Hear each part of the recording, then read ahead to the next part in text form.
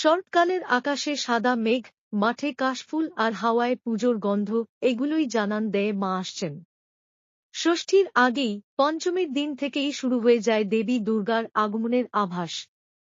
আজ আমরা জানব পঞ্চমীর আচার-বিধি, শাস্ত্রীয় তাৎপর্য ও আধুনিক কালের পঞ্চমীর বিশেষত্ব। শাস্ত্র মতে দুর্গাপূজার পঞ্চমীকে বলা হয় শরৎ পঞ্চমী।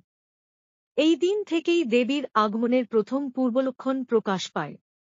কাশের সাদা ঢেউ আর পেপুলির হাওয়া যেন ঘোষণা করে দেবী দুর্গা আসছেন মর্তে।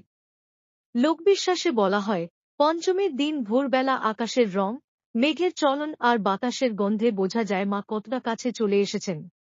কবি জীবনানন্দ দাশের ভাষায়, শরৎ আসছে, মা আসছে।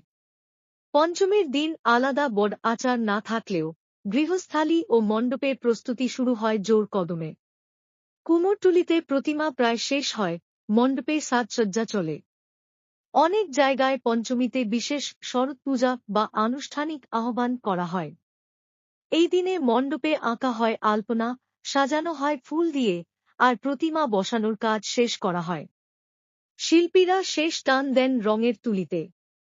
চারপাশ ভরে ওঠে আলোকসজ্জা ও ঢাকের আওয়াজে। আজকের দিনে পঞ্চমী মানেই প্যান্ডেল উদ্বোধনের সূচনা। রাত থেকেই আলো ঝলমলে মণ্ডপ, গানবাজনা ও সাংস্কৃতিক অনুষ্ঠান শুরু হয়ে যায়। ভক্তরা বিশ্বাস করেন, পঞ্চমীর দিন থেকেই দেবী তাঁদের মনের আহ্বান শুনতে পান। তাই এই দিনেই শুরু হয় পুজো প্যান্ডেল ঘোরা, পরিবার পরিজনের সঙ্গে আনন্দ ভাগাভাগি। পঞ্চমী আমাদের মনে করিয়ে দেয়, আনন্দ আর ভক্তির এক মহোৎসব আসছে সামনে। ষষ্ঠী থেকে দশমী পর্যন্ত দেবী দুর্গার আরাধনা হবে, কিন্তু পঞ্চমী হল সেই প্রথম ধ্বনি, মা আসছেন, আনন্দ আসছে। তাহলে বন্ধুরা, আজকের মতো এখানেই শেষ করছি।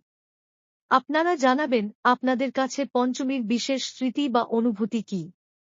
ভিডিওটি ভালো লাগলে লাইক, শেয়ার আর সাবস্ক্রাইব করতে ভুলবেন না। জয় মা দুর্গা।